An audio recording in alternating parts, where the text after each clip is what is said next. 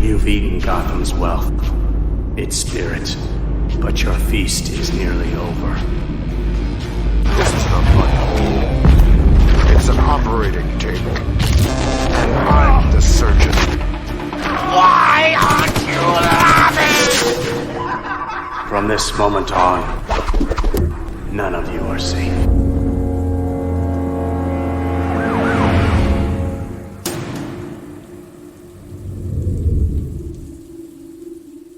Welcome to the Batman Book Club, a podcast exploring the Dark Knight Library. I'm your host, Ryan Lauer. The Batman Book Club is a proud member of the Batman Podcast Network, hosted by Batman on Film. Just go to batmanonfilm.com, click on podcasts, and you'll find the Batman Podcast Network that has a whole list of other Bat-related shows that also love to dive into other nerdy subjects we all love to frolic about in our free time. And the Batman Book Club is also on Patreon. If you like what's going on with the show and you want to help support the show, just go to patreon.com/thebatmanbc. Anything that you are willing to help with keeps that generator running in the Wayne Manor study. Now, thanks for listening to episode number 94, Batman in February. As you know now, this is the 12th time, a full year's worth of us doing the Batman wrap-ups. And I say we because it's not just me. It's joining me is the regular, the most VIP of all the VIPs here in the Batman Book Club. And he's also the only Italian that I think of when I hear Italian. It's Peter R. Verra. Peter, hello. Would you say I'm the associate producer of the Batman Book Club? Yeah. And I think this is a case where you earn that title. I actually earned the title. That's great. You did the work. I did. I did. It's actually a job title I had for 11 years. So I hope I did earn it. You actually got paid as an associate producer in your career. So it just wasn't a t-shirt. It came with a paycheck. Well, now I'm in trouble because I don't know that I'm paying you. So thanks for all your work, Pete. I guess this is part of community service for my troubled youth. Yeah. So thanks for returning to do this. And Pete, this is like I said, this is the 12th time we've done this. So we have completed an entire year of the monthly wrap-ups. Wow. We started this a year ago, huh? Wow. Yeah. Because Fear State took over. Yeah. Fear State took over January and February. And I remember making the phone call with you and walking down the streets of Chicago. And I was like, Pete, I have this idea. How about a regular How appearance? about I put pepperoni on deep dish? And I was like, right, I'm pretty sure that's already been done. That's not an original idea. I thought I was trailblazing, and I was not. No, I was traveling. And that's what you get for eating at that goddamn Olive Garden. Hey, when you're there, you're family. I thought you Italians would understand it. That might be like third cousin family. Those are like the cousin you don't talk about. Yeah, it's like those are the relatives you only see on Christmas Eve. Fantastic. If the Olive Garden, now I'm not far in my Sopranos watch. If the Olive Garden was a character from the Sopranos, they'd be dead already. Oh, okay. Whoa, shit. That's fierce. Would have been dead by episode 2. Oh my God. Well, anyways, Pete, thanks for coming back to do this. Thanks for sticking it through this long. I hope we last another year. Because it is as we always discover, it's a lot of work. Some months are a lot of work. Some are a little easier, but it's a lot of work. What do you think is more difficult, actually reading the books or figuring out when we do the show? Since it's just you and I reading the books. Right. Only because, well, I'd throw another one in there and remembering each issue specific. That's why I always say send the list. It makes me, I have to do some backtrack, and then only when you and I talk, and then I'm like, oh yeah, that's oh yeah. Because I read more than just Batman. I read a lot, so it's like I'm like I don't even remember what I read last week. Yeah, and that's where I say you keep coming back and doing it, and I appreciate it. So yeah, thanks, Pete. You're welcome. Now let's get hopping into some Batman in February.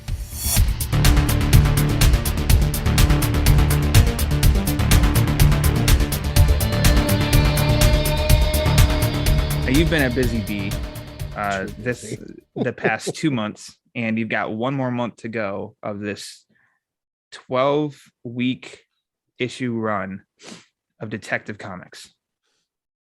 We started off the Batman in January talk, wrapping up that whole month in just one bit, and we're going to do that again. So in February, there are 4 issues, Detective Comics 1051 through 1054, continuing the Shadows of the Bat story.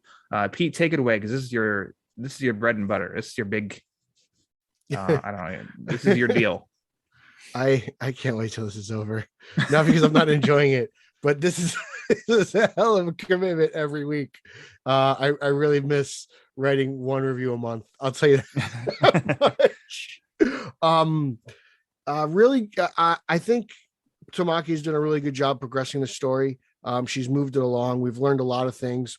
I think that though there's 3 issues that are very similar. I think she went to the well a little too often. Like in 1051 and 1052, we had this great kind of we saw finally, we saw Psycho Pirate lose control of Arkham Tower, and there was basically a giant riot, and then it pops up again in like 1054, and you're just kind of like, okay, well, we've seen this before. They're slightly different, but she does a really great job of making me not miss Batman at all in Detective Comics, which may sound insane to some people, but how dare you? I think each member of the team fills in a role that Batman does by himself, which just again shows you how great Batman is as an individual, because you have this collective team who does essentially one specific thing that he does all on his own, which is great. But she does a great job of letting each character shine. My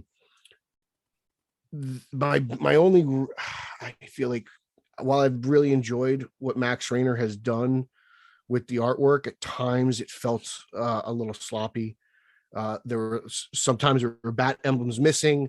Even Luis Guerrero, like sometimes Cassandra's logo, her emblem was completely yellow. The next panel it had the outline, like, so while the artwork is still good and very good, it's those little things just annoy me as a comic book fan, because it's like, I'm like, guys, like I don't know what their schedule is. Like, they could be working on multiple things and they could have rushed this, but it seems to be that it wasn't the tightest. Like, whereas like Ivan Reis his art was beautiful but underutilized, whereas Rayner kind of was more utilized with action and stuff, but at times he just kind of was a little bit sloppy.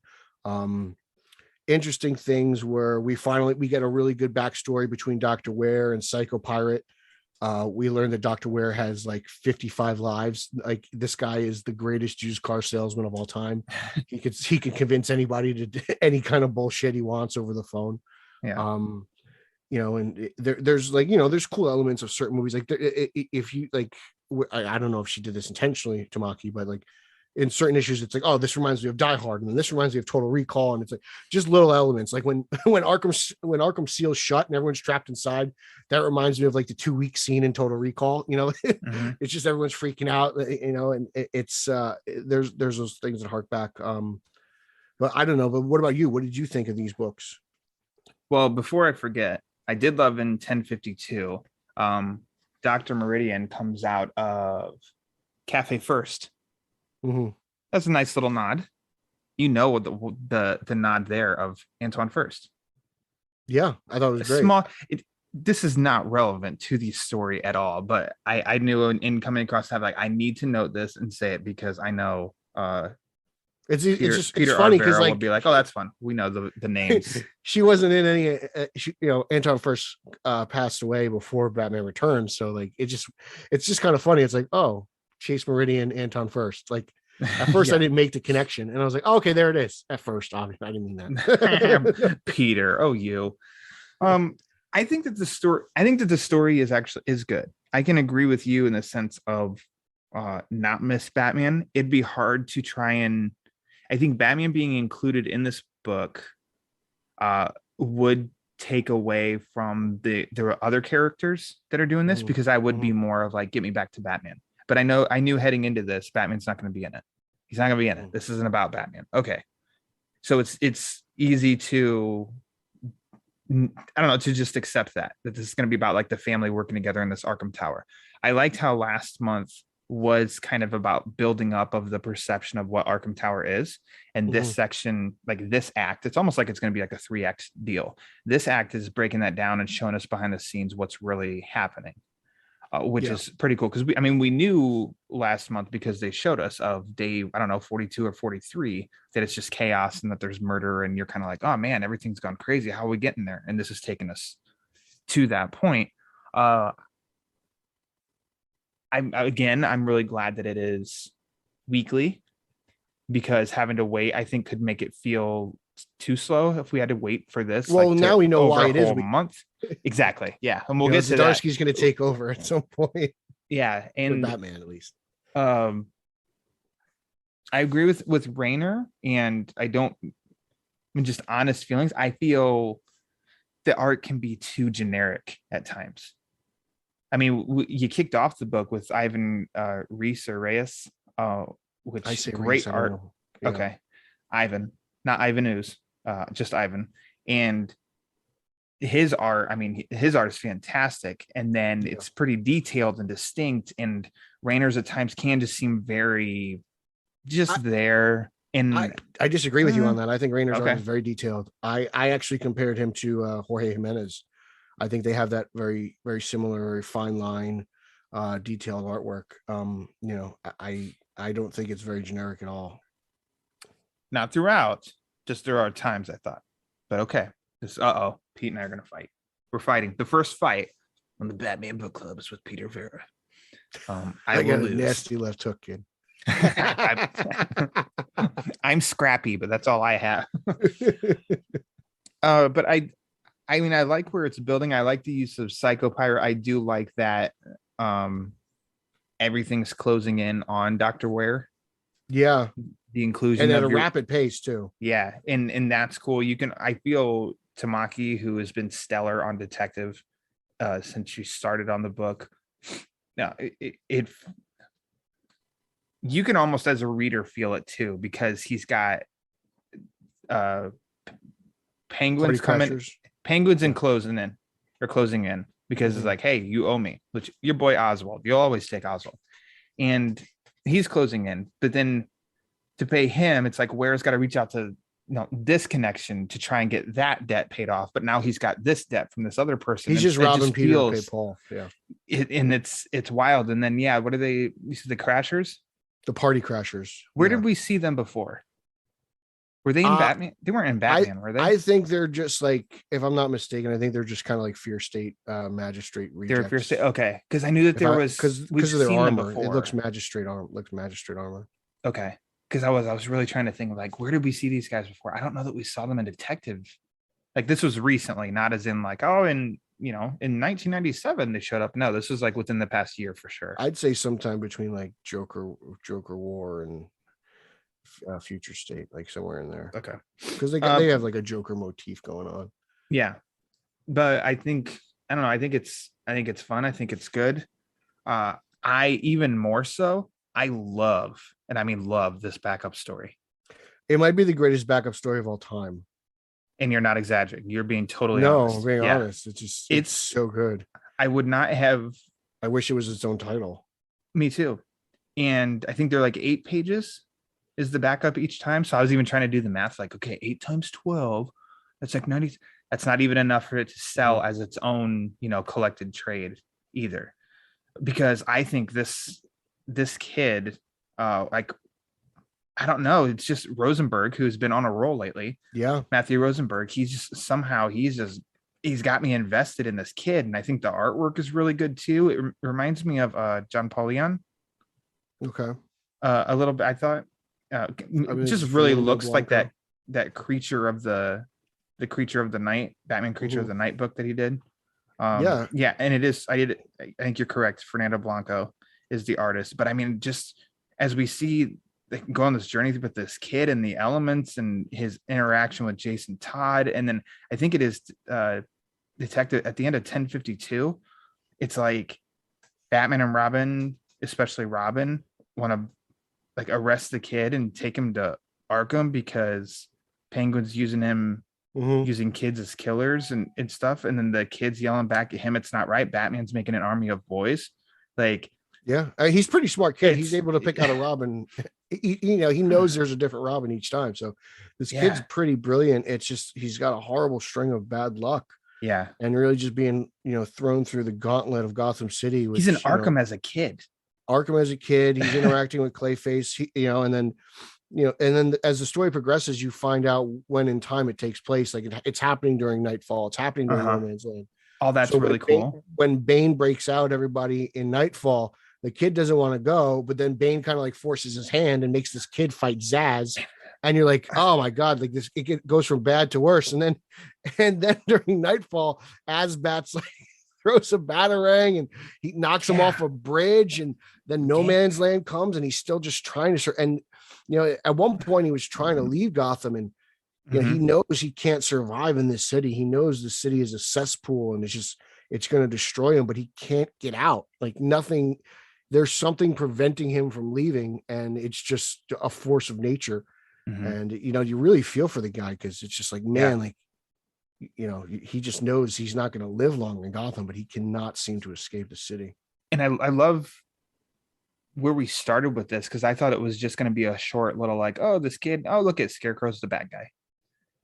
And it's like, no, that was just like the first like 3 parts. And then where it's gone since then is just really, I really like it. I really liked that Bane part. I thought it was very cool. Like, I know Bane's a bad guy, but I really liked almost like him being the mentor. The mentor to him and stuff, and the lesson learning with that and stuff. I thought that was really cool. And even what Oswald was doing, some interesting stuff with the kid. Ozzy had some good like fatherly figure advice and money, and like, you'll work for me, but hey, the rest is your free time. Here's some money, go have some fun.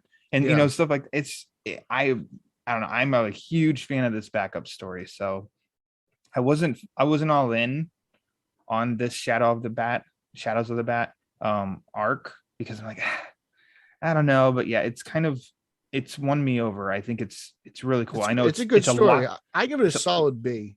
Yeah, I think I'm there too so far. They've got BB the last, it can probably top out at the last 4 issues in March, but nothing shows that it's gonna fall flat or anything either. So no, I she's like what really they're doing. Consistent. Tamaki's really good. She knows what she's doing. It's just going to be a lot of work for you to continue to review. Yeah, it's just which is good. It keeps me busy. I've already got next week's review written, which is nice. There you go. Boom. So moving along, that first Tuesday in February was Batman number 120. That's a book that I review. So for every 4 reviews that Pete writes for Batman on Film, I write 1. Remember those days where we were tied neck and neck for a number of posts? Yeah, those are long gone. Oh, well, I'd like to thank McFarlane Toys and Batwoman for that as well. I've been a huge fan. So this is Josh Williamson's arc. This is post-Tynan. This is his 3rd issue since he's taken the book over, and I'm a huge fan of this arc. I'm really loving it. I'm really loving the art. I'm loving the look in this fight of the Abyss, and just like the kind of like the inclusion of Batman Inc., the inclusion of Lex Luthor, and where's the story going, which I think we kind of know where, but I don't want to say in case people haven't stumbled across that yet. I just think that it's paced really well. I think it's interesting. I think it's kind of fun, and it ends on a good note. I really like this. There's 1 issue left to wrap it up, and then I could say that I'm, overall I like a B+, maybe A- for this arc so far. I really like it. For me, I enjoy the art more than I do the story. I'm not saying the story's bad. Sure. It's just Batman. It's like anything involving like Batman Inc. and or like those Batman RIP characters. It's always kind of like, I'm always like, all right, 2 strikes. It's not really my jam. You waited to see that when I was taking a drink. Thanks. Sorry. But I think the Lex Luthor stuff is really cool. I like what he's doing. I like how by the end of the book, there's the twist.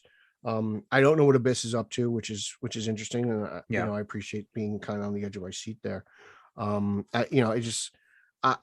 Well, I mean, it's funny because this is going to go back to Detective. While I enjoy Detective and what Tamaki's doing there, I do wish that Batman was in Gotham City. Mhm. As like, where is he right now? Is he in France? Where is he? Oh crap, I forget. No, I don't think it's Badashina? France. No, it's not. Badashina. I don't know where that place is. Is that a real place? Is that a real place or is that a DC You keep place? talking and I will Google it.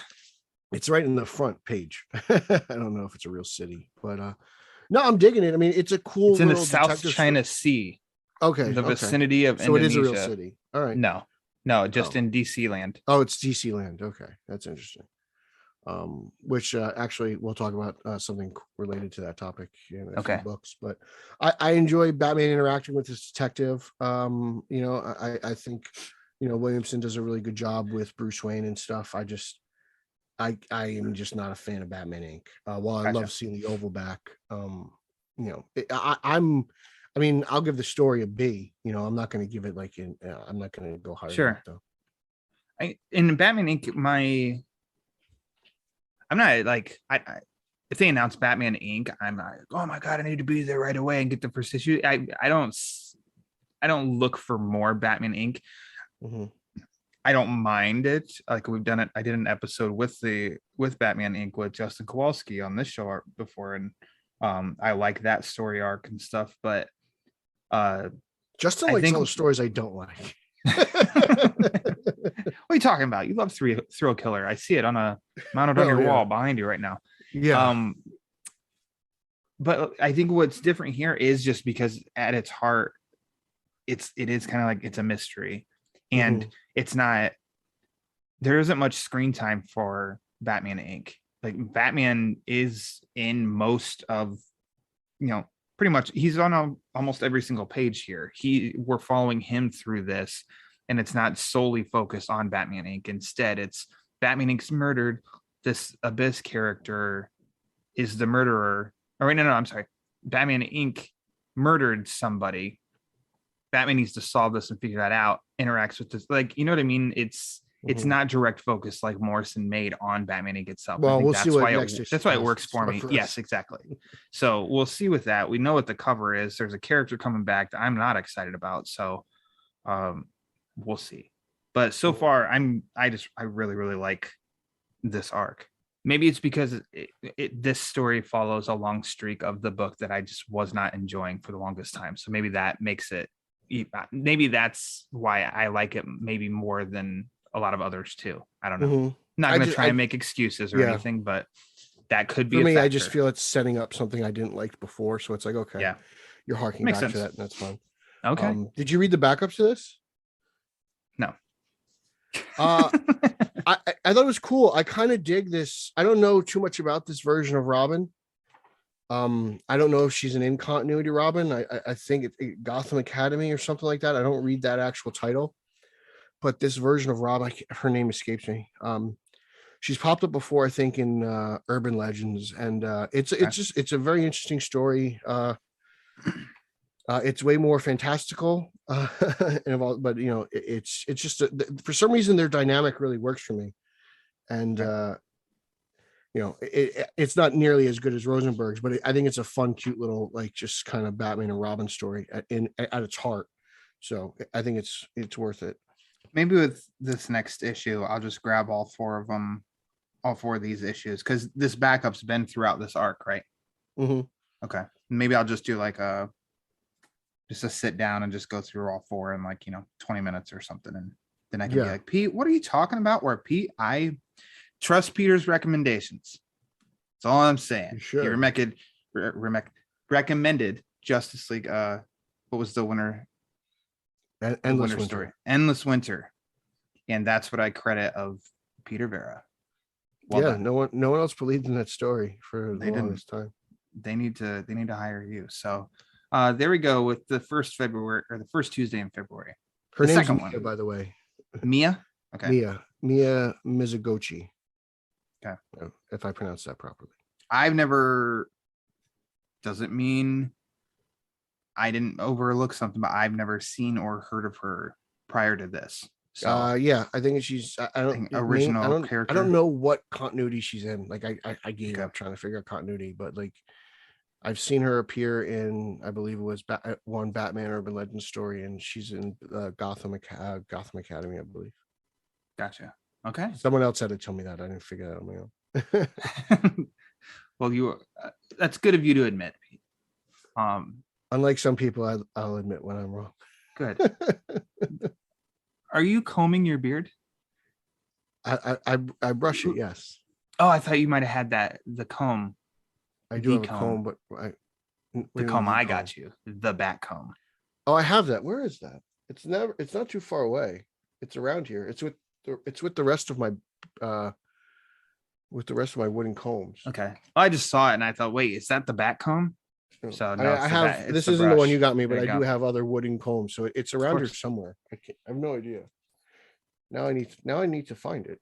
Santa Batman sent Peter a bat comb for the beard. Yeah. Now you past Christmas really distracted me. Distracted you. Okay. Let's continue on with this conversation then. So that second Tuesday in February, it was quite a heavy Batman day on that Tuesday. Let's first talk Batman Catwoman number 10. Mm-hmm. I'm going to need you to go first because you didn't read it. I don't really remember what happened. It was, for me, this is one of the better issues, I thought. You did post that on Twitter. I remember that you loved it, and I was like, yeah, Pete liked it more than I did.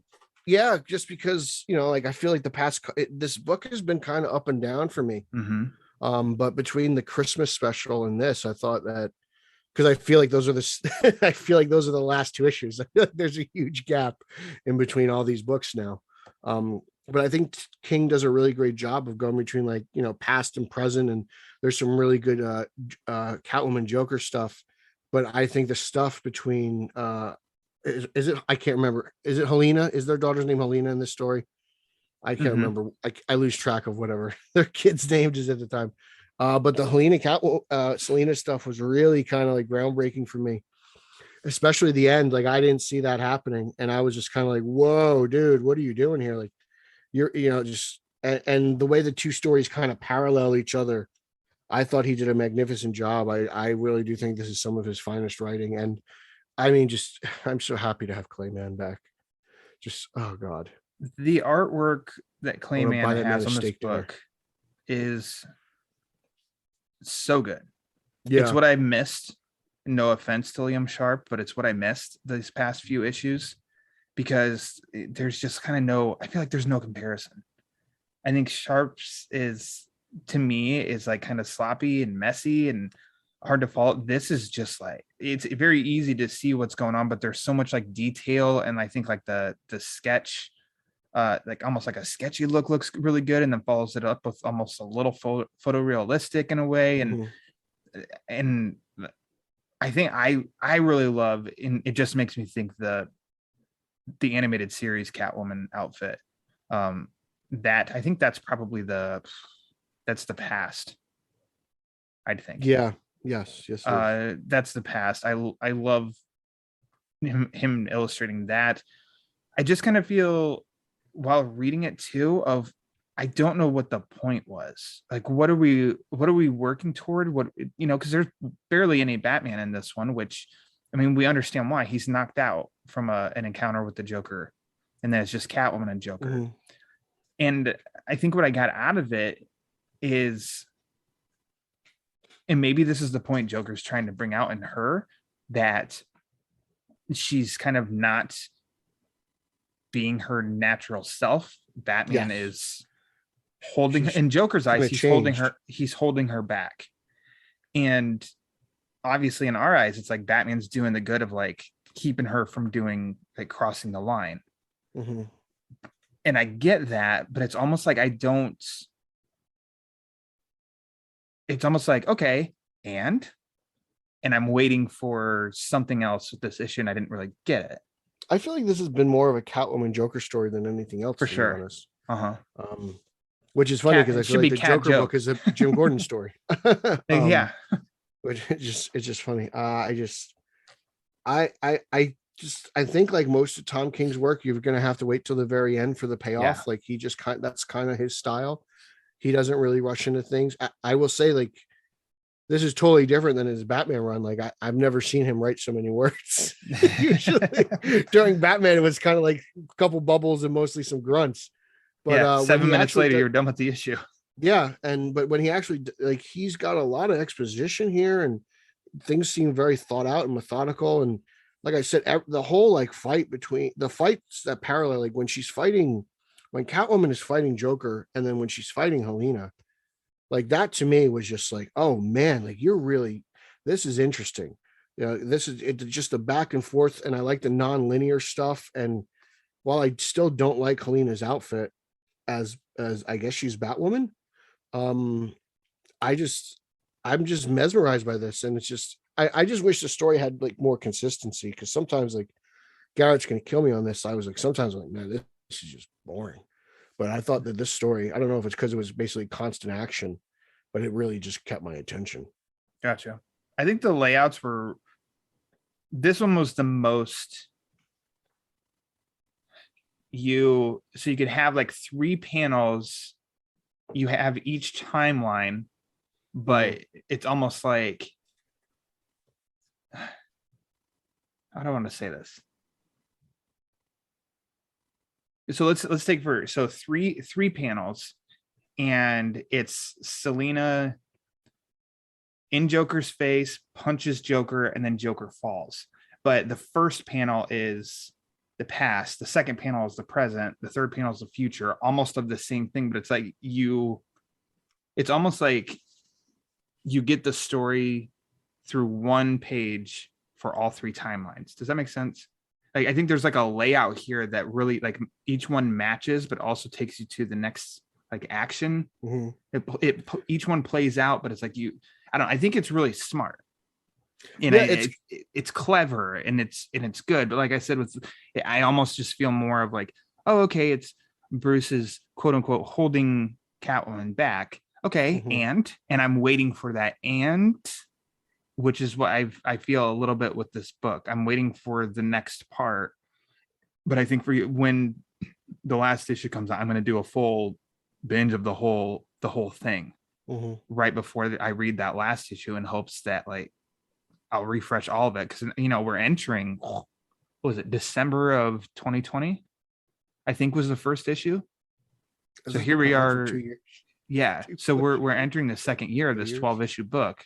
So that's a lot of time. And maybe this is one that there's been a lot of delays. So yeah. So I get what you're saying with the artwork, because there's like, after the Joker's doing like the Snow Angel, he like tries to kick Catwoman, and then that panel goes into Helena kicking Selena. Yeah. So like it's I think it's actually just a kind of an interesting way to tell a story. Yeah. Especially if you do this like non-linear thing. Yeah, I think it's, I like it. I like that. I think that it is pretty cool. Like I said, my only hesitancy is what I've just said like 3 times now. But I'm not saying that in a way of, this book sucks, cancel, blah, blah. It's like, no, I'm in. There's 2 issues left. Yeah, you're like, I definitely want to see how it ends. Yeah, I'm not going to stop now. But if you haven't started it yet, don't jump in now. Wait for the collected trade coming in 2024. I mean, I'm not going to say that. I'm not gonna I'll tell you to track down the back issues. That's right. And just collect it and wait. Have your own collected edition.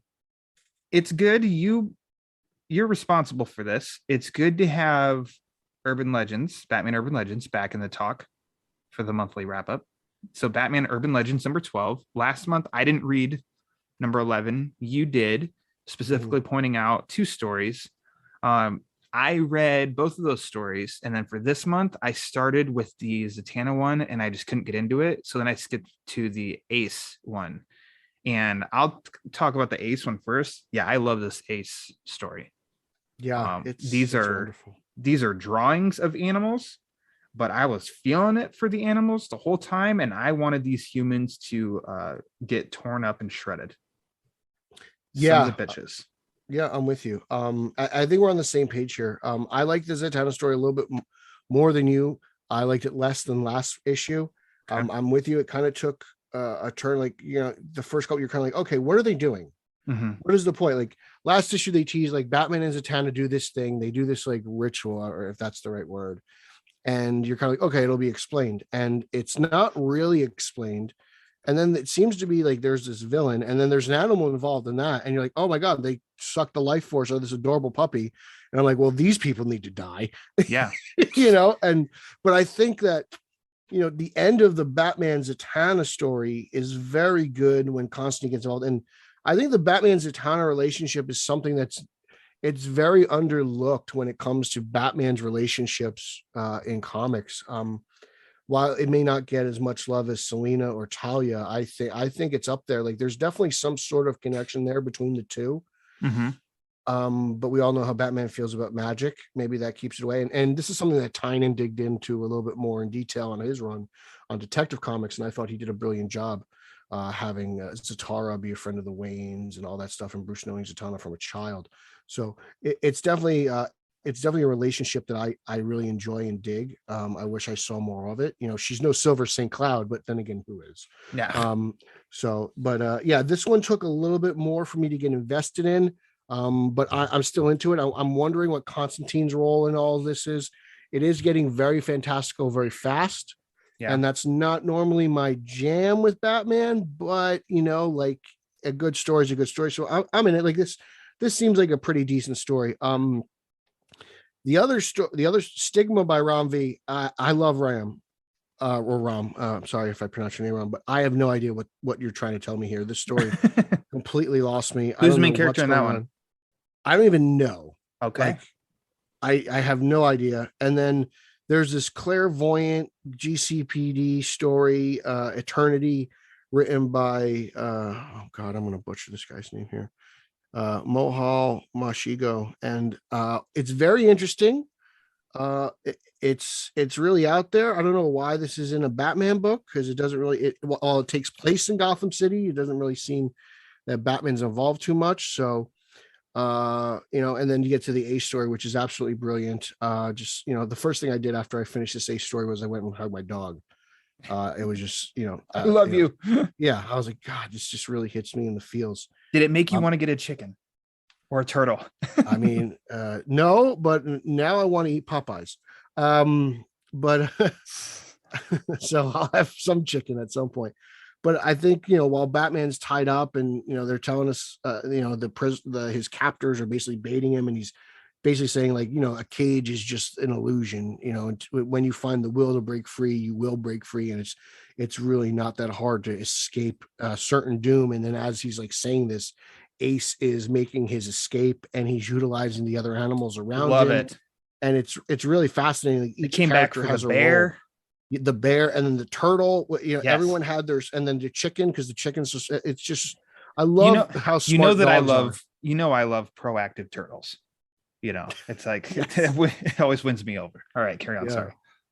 Sorry. So it really just brilliant stuff. But like, if you're, I don't know if I can just tell you go out and buy this book for 2 stories for $8. The anthology books have a hefty price. I'm really enjoying 2 of the 4, so I will bite the bullet here and just hope the other ones get better. And they're over at next issue too. Like Ram's story is over next issue, as is Eternity in Gotham. So 2 of these are 2 out of 6. 2 of them are 2 out of 3. So hopefully, issue 14 will be better overall. But it's an interesting choice. Like, do you want to spend $8 for essentially a book that gets an F, right? Yeah. Like, let's be honest, it's half good. And do you want to spend your money on that? And if you say no, I can't blame you. Mm-hmm. But I really do think the Ace story is pretty fantastic. The Ace story is so good. I wish that, I don't know how well it would do, because it's a 6-parter. I don't know how well it would do if they just did it as its own like mini series, but I think you probably do it in maybe one reprint issue. it. Like, well, it's how many pages is that one? Just in this, it's a whole, like, it's like 22 pages just itself in this one. Oh, it's that. So that long? constitutes Okay. a whole issue. So maybe release it as a mini series or collect it itself, and people should buy it, because the story is great. How do you as a writer, how do you get people to hate your villain? Animal cruelty. It works in every form of media. And well, these just that, people and are just being just utterly disrespectful to people who love to the people who love animals. Like this guy runs a pet cemetery, and instead of burying the dead loved ones of these people, he puts them in the incinerator. So he's also lying to you. You don't go there to you're not going to the gravesite to mourn your dog. Your dog's not even there. And I think that as a pet owner myself, that would drive me crazy if I found out that my dog didn't have a resting place, is now is who knows where are these ashes. So this guy is just a bad guy overall. I really hope Ace bites him in the crotch. Yeah. The turtle is on basically on the treadmill, because otherwise he's going to go in the incinerator. Like, what the hell? And then the sad part about the bear, illustrated perfectly of how sad that bear looks. After I don't want to sound like I'm a big PETA guy, because I think PETA is pretty ridiculous. I totally don't agree with him on the stance on the bullpen in baseball. Like, that's total idiocracy. They just, oh God, shut up. But for right now, yes, I am an animal. I'll be an animal activist with some common sense. Yeah, and I mean, it's a comic story, but still, it's just it's very effective. This is how they won us over on an Ace story, and the art is Carl Mostert, which is a Colonel Mustard. Okay, Colonel Mustard. It's a great blend of Andy Clark and Chris Burnham. I think those two styles, anyway, as itself, were always pretty close. They were close cousins in the Italian family, not these distant Olive Garden Italian family cousins. Their work looks very similar, and I think this is a good blend of that work. So yeah, this Urban Legends is a mixed bag overall. The Ace story in it is aces. But I think that sums up Urban Legends in general. It's a hefty price tag. You got 4 stories. It's a crapshoot. It's probably the biggest gamble you can you can buy on. I broke down the math for you last month. It's $8. An issue of a comic book is $4. You're getting 2 good stories out of it, so it's almost like you are getting your money's worth. So I'm getting 2 bad stories for free. Yeah, 2. Woohoo! The grifters. And I think this cover I picked up was pretty cool. I like the orange background and just Batman with all the main characters in it, and it really sells that cool. This book is all about Ace right now. Yep. It's kind of funny how Urban Legends, the 2 best stories went from Jason Todd and Batman to Ace the Bat Hound. That's right. A wide range of stories are being told in Batman Urban Legends. But no regrets. So the title fits. Yes. I wanted to. This is all you. I Am Batman number 6. Yeah. You decided to pick this one up and start. You haven't read I Am Batman up to this point. So tell us on how you got to this point. Well, I mean, I gave Future State Next Batman a chance. I didn't really enjoy it, and I don't know if that's necessarily Mr. Ridley's fault as much as it is DC's fault. Whereas 5G might have been something that Jace Fox would have been explored in a little bit greater detail, as opposed to 4 oversized issues, I believe it was. So I didn't give I Am Batman a chance when it first started, but when issue 6 was announced and they said it was coming to coming to New York City, that's very close to home for me. So I decided to give it a chance because, as we mentioned earlier, there are a lot of fake cities in the DC universe. So to see an actual city, especially a city close to home for me, is not something that happens very often in DC. It's mostly something that happens in Marvel. And it's kind of refreshing to see a real life city and local landmarks throughout the book. And that's, so the gimmick of getting him into New York is what attracted me to the book. And I kind of dig this really sadistic murder mystery we're going on. And I like what Jace is doing, and how the city of New York is basically the mayor and the police commissioner. They're like, all right, we don't want to happen in Gotham. We don't want what happened in Gotham to happen here. So let's endorse Batman. Let's make Batman, a figure that people can look up to. Let's embrace this guy. And it's interesting how, they want to work with Batman, but there's also other angles involved. Like, not everyone's really on board, but everyone's going with the mayor's plan. So again, you have corrupt city officials, you've got crime, And so it is very Gotham City like, but also like there's no Joker. It seems very street level, normal street level. It just seems like there's a serial killer there. It seems like there's a guy with a sniper. He's taking down just regular gang people. So it seems extremely more realistic than even Batman is, or something like Batman the Imposter, because it's like there's nothing really that fantastical.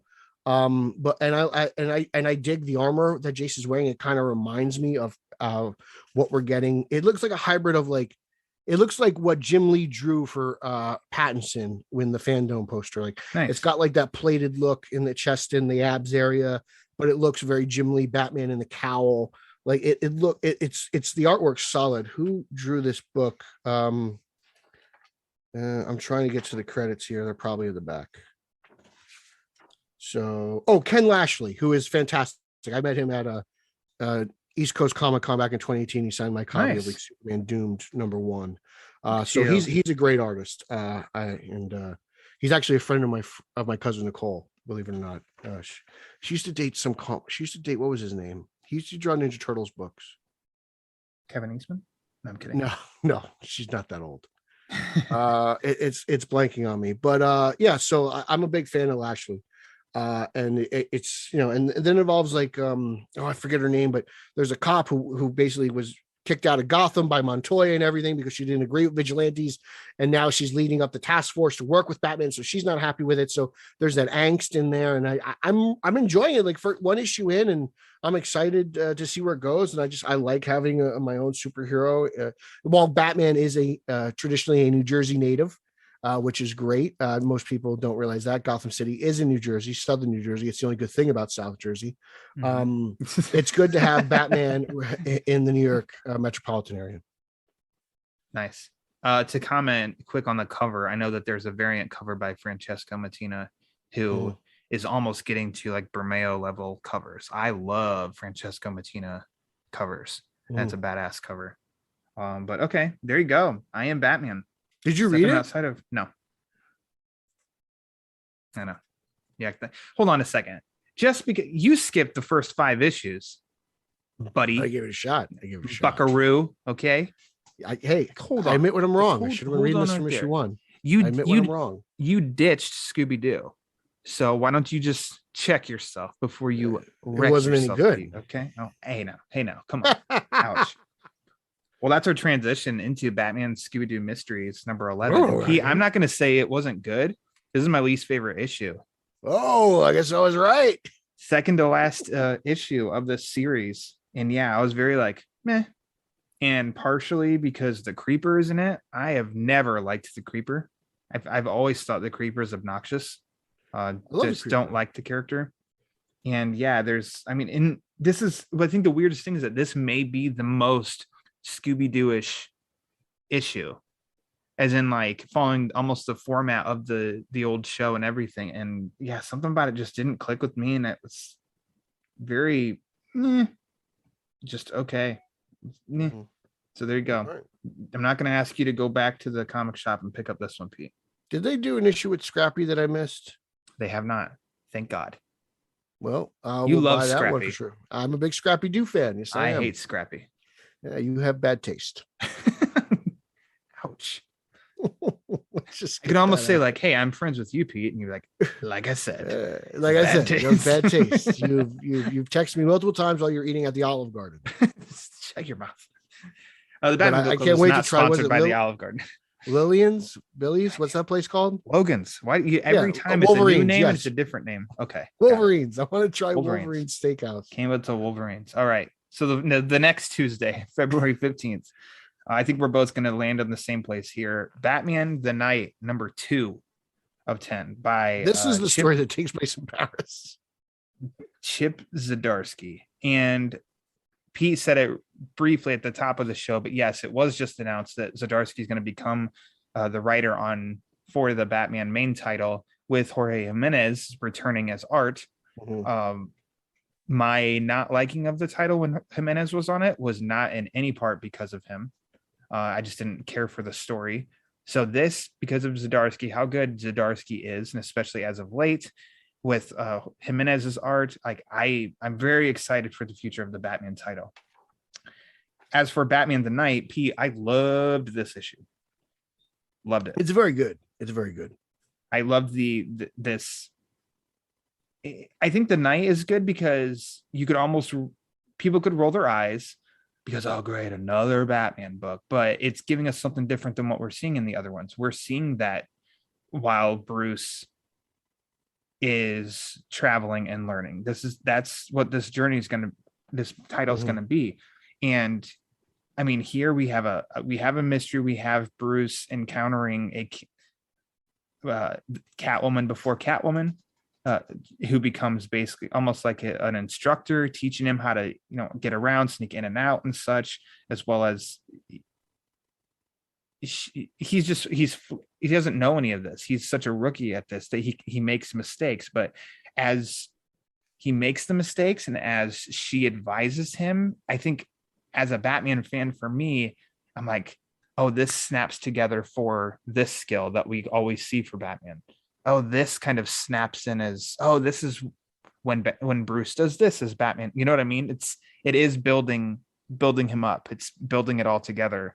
And I really like that throughout the book. And I do like this new character. I do like the inclusion of Descartes.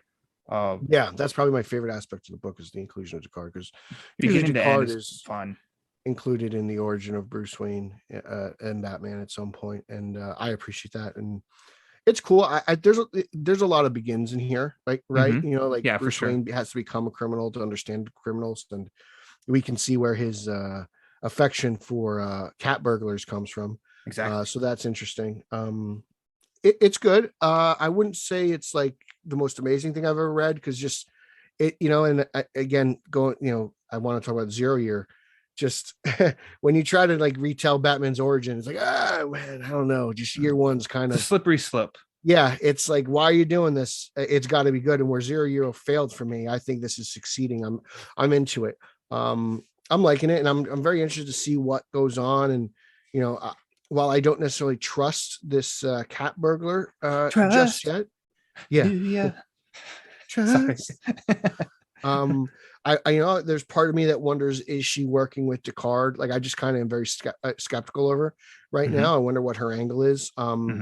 And just, I enjoy the early days of kind of watching Bruce fail a little bit, like in Begins, when he holds the staple gun to Gordon and then he runs and falls off the scaffolding or the fire escape as he jumps off the building. I like those moments, in Earth One, when the grapple gun doesn't work properly. Those things are really, I'm like, oh wow, okay, cool. Like, I enjoy the experience of watching him figure things out on the fly. And then, like, just the way the book ended was just masterful, with the false bottom of the box. And you're like, oh my God, why is there teeth in there? Like, what is this all about? Was this more than a jewelry heist? And then what's Ducard in this for? There's enough in there to keep me invested. I think it's very good. But then again, it's like I said, like, I'm like, when you retell Batman's origin, like, it's hard to be as good as year one. So, like, I don't know if I can let that, I don't know if I have to kind of lighten my grip on that to enjoy it as much as you have, but I can't say it's not a good story. And I take it as, and the artwork's beautiful. As someone who, I mean, that how when it's Batman and Bruce, I want Batman. I want Bruce in the cape and cowl, on rooftops fighting and stuff like that. So that just credits Zdarsky even more that this is Bruce Wayne. There is no dressing up as Batman in this, and it's got me from beginning to end. He's 2 for 2. We are a fifth, 20% of the way through the story, and both of them for me are A's. I really, really like both, so it's a great, strong start, and I don't know where they're gonna go, but I'm in. I'm invested. Yeah, I like it. No, I'm gonna definitely buy the next. Keep going, sure. Yeah, and then bring it on. I told you for the past couple months I was going to do this. The following Tuesday, the last one, Batman vs. Bigby #6. I told you I was going to reread. I was going to read them all. That's 6 issues now. Jeez. Okay. Yeah, this was the finale. Is this a Batman Twilight tie-in? What does this tie into again? Fables. Okay, there you go. Which I haven't read, so I'm sure anybody who has probably will get more Easter eggs and snippets out of this. But as a standalone story, Pete, going into it, reading it as in one like sitting, or it was like 2 or 3 sittings to read all 6 issues, definitely played better for me. Overall, I mean, it's a fun Batman story in the end. Makes me think of Moon of the Wolf, because you have this big wolf monster. But that's interesting. So it's the Batman villain, versus werewolves. no, they become allies. There's only one, but I mean, it's called a wolf. It's Batman versus Bigby, a wolf in Gotham. Like, it's a wolf. Okay. But the villain, I stopped after issue 1. So villain is Bookworm, Pete. What? How can Bookworm be a villain? Oh my gosh, it's fun. God, Brian Lauer, so Jesus, that's crazy. I'm not telling you that, Pete, you need to go and you need to buy every issue and read right away, but I mean, it's fun. If you can come across it and you come across it cheap, I don't think this lit the sales charts up in any way whatsoever. It was fun though, like harmless. You just want to read it, go ahead and read it, and like you'll have a good time with it. And the art's pretty good. And there's covers by Yannick Paquette that are also really good. So there you go. Batman versus Bigby. It's fun. Sorry. So it's like BVS. It's the title's misleading. No. It is Batman. Okay, now I see what you mean though. Okay, yes. They do fight though. So I guess it's not misleading. So yeah, there you go. Batman versus Bigby. And P, that's the list of Batman centric books. And now we've got some honorable mentions. There's quite a few. Matthew Rosenberg, who we gushed about earlier, he wrapped up The Joker Presents a Puzzle Box #7. I did not read all the issues leading up to this finale, but I can't wait to read the whole thing. Wow, you haven't? How have you not been keeping up with this book? No, do you forget that you and I talked? I did not read them all together like I did Batman vs. Bixby. I've read every single month as they've come out, but as a refresher, because this has taken place over the last 6 months of like, it's probably, if I'd have gone in fresh of issues 1 through 6, but I don't exactly remember every detail. But I think that it wrapped up fun. Overall, it was a good story. It was a fun story. It was a smart story. Everything you'd expect with a Riddler story, even though it is called Joker's Puzzle Box. It's kind of a Riddler story. I really dug that. Do you want me to go through all mine and then you'll go through yours? Or do you want to comment what I comment? Because I know you read Puzzle Box. I thought Puzzle Box was just utterly brilliant. I love the finale. It's so Joker, and then to throw in that it's like just the Riddler twist, and you're like, oh man, it's Rosenberg is just on fire right now, and anything the man writes I will read. I thought I think it's an epic conclusion to a Joker Riddler story. It just really is in my eyes, and I couldn't be more pleased with it. This is something that if there was ever an absolute edition, it would be purchased. I hold it to that high of a regard. I think it's really fantastic.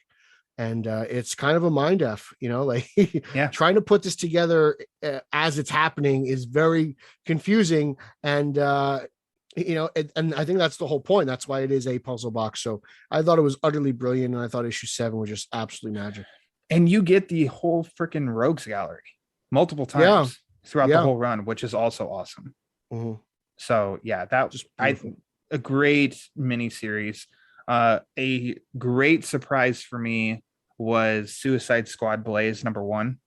I thought that this, you didn't? Okay. I think it's a blast. Amanda Waller is typical Amanda Waller. The leaders of the Suicide Squad are Harley Quinn, Peacemaker, Boomerang, and King Shark.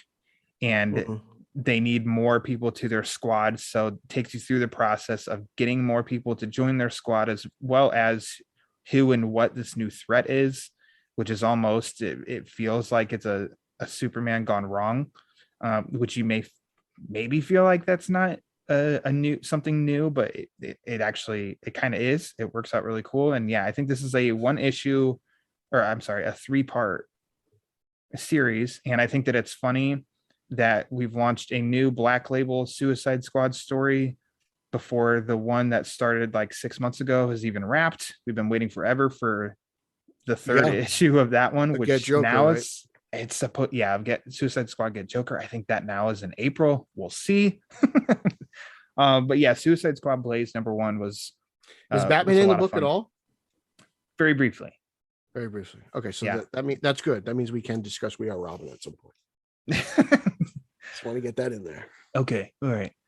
This one's Strange Love Adventures #1. It's like the oversized Valentine's Day special, DC special. I wanted to read it mainly because your girl Stephanie Phillips was writing a story with illustrator John Samariva, who's been on this show before and is great. And yeah, that was a lot of fun. A Harley Quinn story. There's also an Alfred story. There's, a Shazam, a Peacemaker, and then it ends with a really good Batman Riddler story. Really? So Okay. I did not pick that up, but that carries a heavy price tag. It's like an 80-page $10 book, right? Spectacular. Yeah, pretty much. But consistently, most of the stories were pretty good. There's a Shazam story in there. I don't know if I said that already. It's pretty fun. It was a pretty fun book throughout. Nightwing 89 crossover with Superboy or Superman. No, it's Jonathan Kent Superman. with Jonathan. Okay, yeah, his. That was good. Not as good as I did not enjoy this one as much as the previous Nightwing issues, but it's still good. The art is still fantastic, and it's a crossover in which I did not look to see. With it being a crossover, it was part 1 of 2, and I haven't read the second part of that yet. I don't know if it's out. I haven't read it yet. Okay, #9, Superman, Son of Kal-El, #9 is the second part of that story, and I have not read that. Ah, the old school crossover. Yeah, that's not out yet. That comes out next month. There you go. Okay, we're gonna make you buy this book if you're not reading it. That's right. And then I don't know, maybe my favorite book of the month over anything, Task Force Z #5, because that story written by who? Awesome. Our boy Matthew Rosenberg. That's right. He's on fire. Eddie Barrow's art. Oh my, chef's kiss. Yeah, he's beautiful. Shout out to Paul Herman, who finally just experienced the Red Hood story of Zdarsky. That was in Urban Legends. Also with Zdarsky and Eddie Barrows. And I told him, I was like, man, this guy, he's great. So yeah, Task Force Z is bonkers. And I love all the crazy places that it's going. I love it. It's insane because it's going places you don't think, and then Two-Face involved, Waller's involved, villains are dead, they're not really dead. And then it ties into Future State a little bit, where that Lazarus serum, we saw that in Robin Eternal, was it Robin Eternal, the Robin Future State book, and that ties into a lot of other things as well.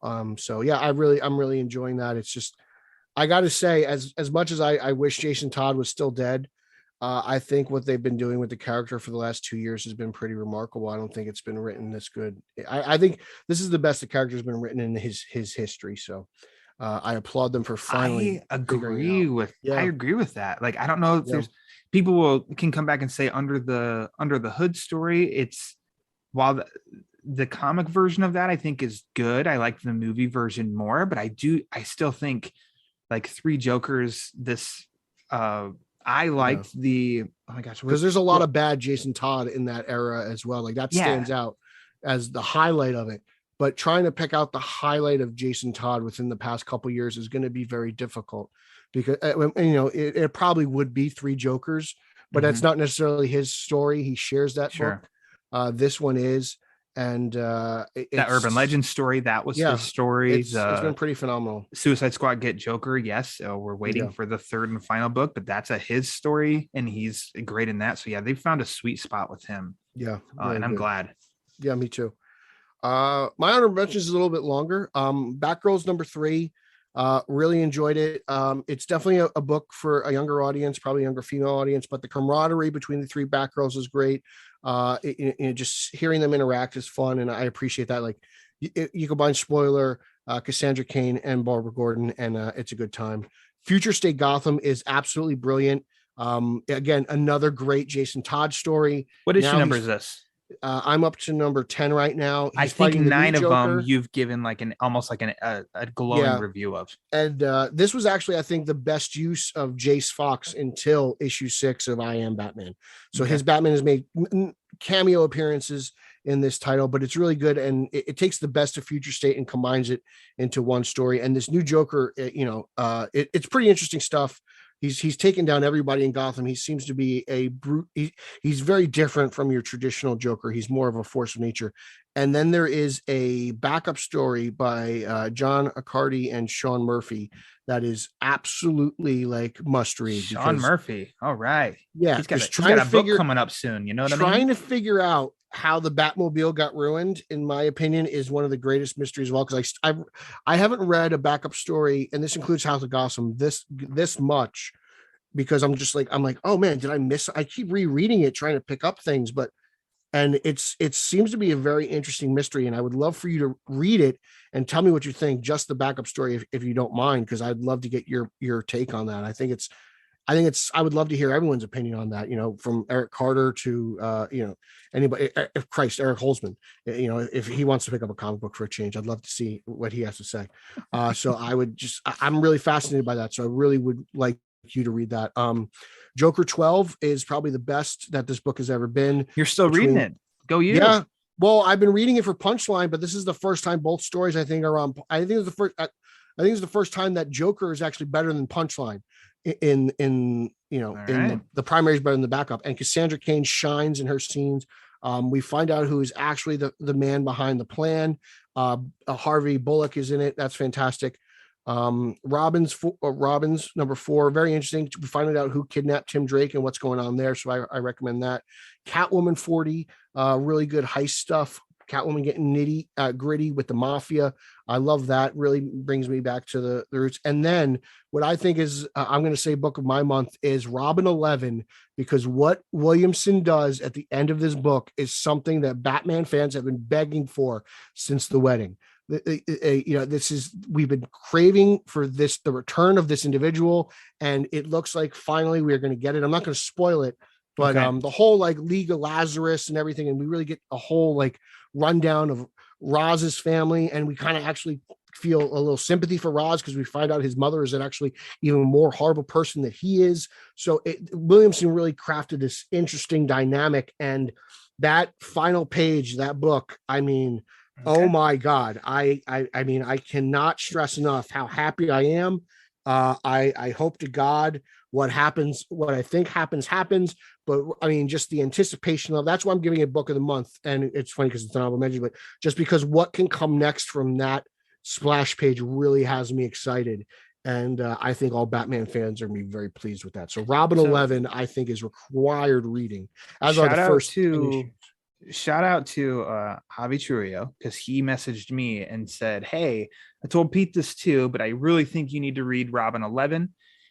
Something about, I think it paves the way for what's to come. Yeah. And he was very spoiler free, and I meant to read it before we recorded, and I just wasn't able to. I'll be reading it today. The first 10 issues are great because there's a lot of great moments within the Bat family as well. Okay. So I think you should really check that out. And again, we said this about Jason Todd. This is the best Damian's been in the history of his character. Okay. I've changed my tone on Damian. I'm actually enjoying him, and I'm really digging this. So I don't like the suit, but that'll change at some point. Remember, Tim Drake was looking like a UPS driver for a little bit. So as Michael Keaton likes to say, things change. So just, again, highly recommend Robin 11. Fantastic. All right. Well, you said that was your book of the month. Yeah. Overall, over everything we talked about. So for me, what was my favorite? Overall, gosh, that's tough, actually. It'd be Batman 120 or Suicide Squad Blaze #1. Mm-hmm. I think, and maybe I'd go Suicide Squad Blaze #1 as my favorite of everything we've talked about. I think that one was my favorite. But Pete, we've got to ask the people. We've got the next Batman poll. The previous one, and you can blame Nico Caruso for this, because last episode I let him have a say. Kristen Stewart. No, should she play Poison Ivy? We got some Kristen Stewart name drop in that one. But the poll question, I gave him two options. It said I'm kind of torn between each one. We could have gone the route of who has the better rogues gallery, Batman or Spider-Man. Mhm. I almost thought, well, this is a Batman show. People, I don't know how close that question would be in the results. I think Batman would win by quite a bit. So he chose that the second question, which was between Batman and Spider-Man, which character is more popular in comics? Strictly sticking to comics. He thought it would be closer that way. And I thought, yeah, I think it would be closer that way too. Everybody disagreed because 86% of people voted that Batman is more popular in comics. And there was a lot of turnouts for this vote too. So not very close at all. I think it can still be skewed though, because you have a primarily Batman audience. That's true. If Spider-Man is the hashtag, and I'm hashtagging Spider-Man in this because I really want to try and get fair. I would almost say if you want to have a closer poll, this may be, I don't know, this may be a Justin Kowalski hot take. I'm not really sure. Okay, but I think the character with the third best rogues gallery is the Flash. So I wouldn't disagree. I think if you were to say who has the better rogues gallery between Spider-Man and the Flash, I think you'd have a better competition. Gotcha. The Flash Book Club coming soon. Courtesy Peter Verra. Right on the heels of Straight Outta Gotham, the Hulk Book Club, hosted by me and Ryan Lauer. Sounds like Tower. Yep. Yeah, that thing. All right. So Pete, the next poll question, which if you don't see it on Twitter at the Batman BC at the time that you hear this, hang in there because it's coming. Pete, you know what the question is. Of the listed ones, which Batman book of February was your favorite? Batman 120, Detective Comics, Batman Catwoman number 10, or Batman the Night number 2? Oh, Batcat 10. Batcat 10. All right. Yeah, for me, of those, I know I just said it was Suicide Squad or Batman 120. Well, I'm kind of torn between Batman 120 and the Night because I'm loving the Night, but probably give the edge to Batman 120. Well, as long as you're consistent. I know.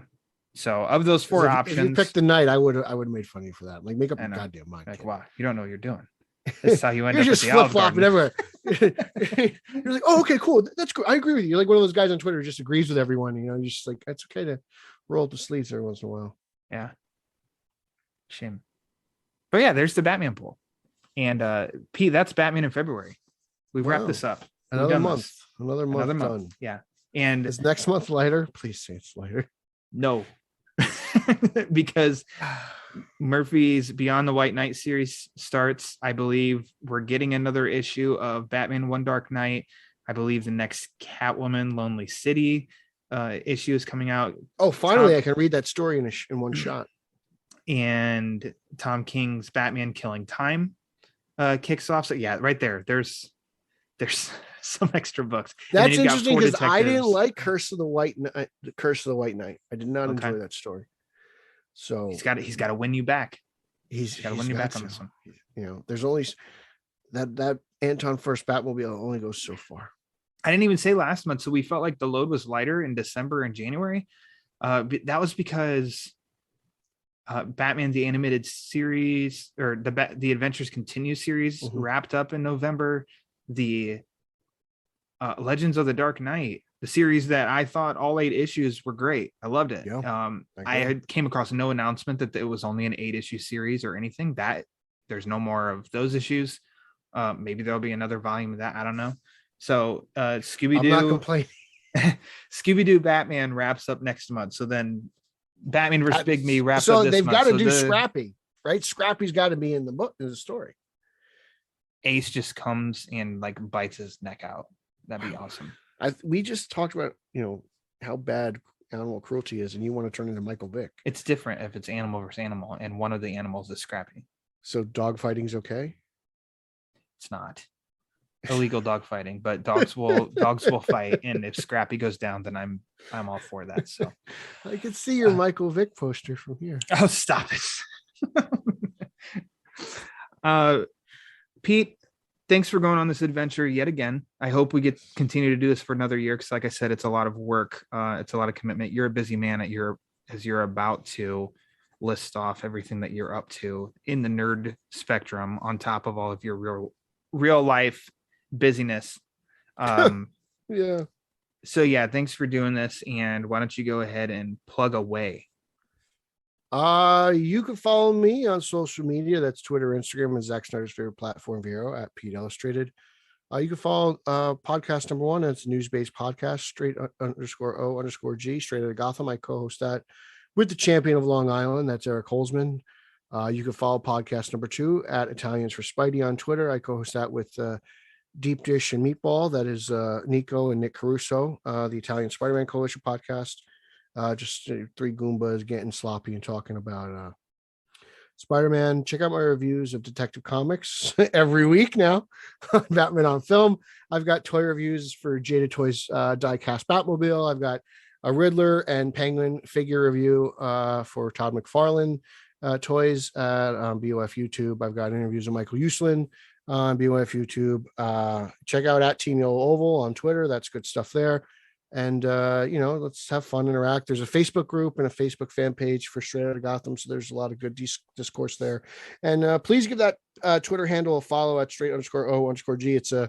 It's a news aggregator. It's wonderful. It's got everything you got: Hollywood Reporter, Deadline, Variety, The Wrap, Collider, Entertainment Tonight. Like, it's just we try to make it just a one-stop shop for fanboys. So if you guys can go over there and give that a follow, I'd really greatly appreciate it.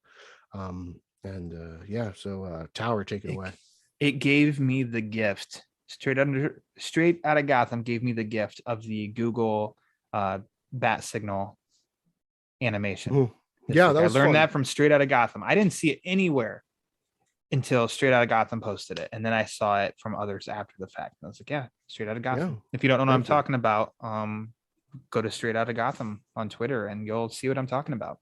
Yeah, you'll have to scroll through a bunch of articles because I think that's from like 2 days ago. But thanks for the click. Yeah. Pete, this is the last episode before we finally get to hang out together. How about that? Yeah, you may not return next month now. Next week we are seeing our most highly anticipated movie in a very long time, probably for me since BVS. I think we might have to talk about that at some point and get whatever show we can get on, whether it's Batman on Film, Straight Outta Gotham, or the Batman Movie Club. We'll have to get that in. But yeah, I'm excited. You're excited. People are giddy. It's a solo Batman movie, and I think it's safe to say the mainstream cares about Batman again. That's right. It's very exciting. More on that next month, I guess. But as for the show itself, you can follow, like I said earlier, the Batman Book Club on Twitter and Instagram at the Batman BC for latest episode drops, upcoming episodes, and sometimes even some giveaways. Creeping ever so slightly to that episode 100, and I don't think you'll want to miss that. So go to Twitter at the Batman BC, follow there. If you have any questions or comments that you want to send into the show, you can write in at thebatmanbc@gmail.com. Subscribe to the YouTube page on YouTube, just the Batman Book Club. If you, like I already mentioned, on Patreon, you can support the show that way, patreon.com/thebatmanbc. You can also support tpublic.com. Type in TBBC and it's the Batman Book Club store where you can buy merchandise like t-shirts, hoodies, notebooks, stickers, onesies for your little ones. But if you want to support the show and you don't want to spend any money at all, that's 100% a-okay.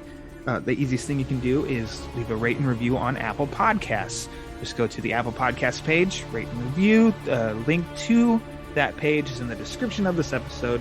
The more reviews the Batman Book Club gets, the more it helps spread the word. And the word is panic. So, for Peter R. Verra, I am Ryan Lauer. And until next time, read my Batman comics.